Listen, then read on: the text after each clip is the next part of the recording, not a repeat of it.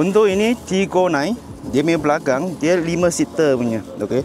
Belakang dia punya space besar. Ini memang untuk CEO punya kereta. Tengok ambil kaki. Lepas itu dalam sini still sama 5 inci.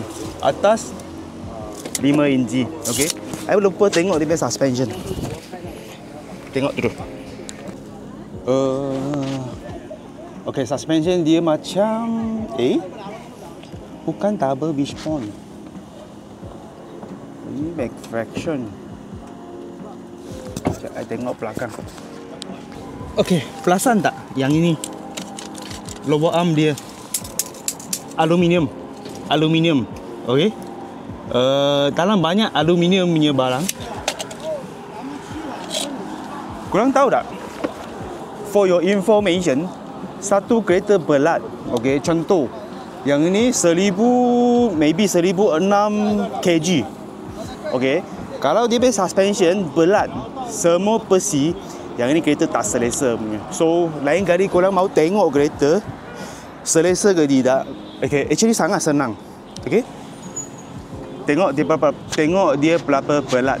Okey. Lepas itu tengok dalam. Kalau dalam dia semua besi, itu kereta kurang baik. Okey, dia akan pumping. Macam mana kenapa feel pumping? Hari ini tak ada tools. One day akan buat satu information untuk korang tahu.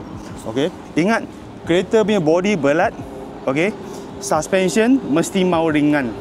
Kalau I teringat satu kereta Proton Emas.